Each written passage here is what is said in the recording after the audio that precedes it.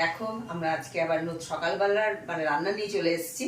তো আজকে আমার মেয়ে রয়েছে ক্যামেরায়, তাই জন্য করতে পারছি, একা হাতে পারি না।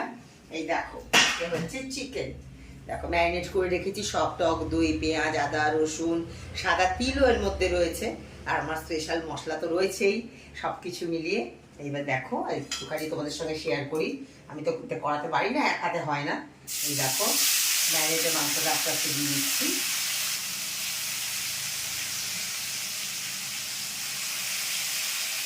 আস্তে আস্তে পুরোটাই দিয়ে দিই।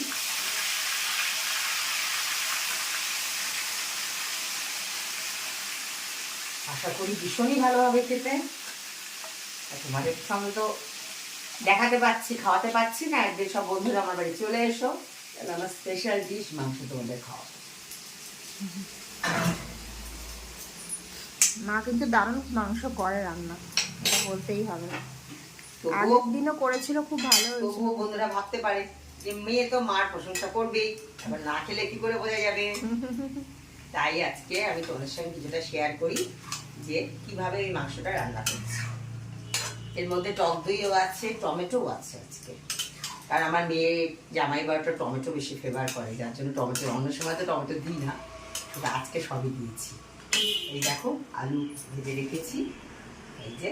আর সকালে ব্রেকফাস্ট হবে আজকে জেলি পাউরুটি, সেই জন্য পাউরুটি ছাকবো, এটা রেডি করে রেখেছি। ভাত অলরেডি আমার হয়ে গেছে, ডান, কমপ্লিট।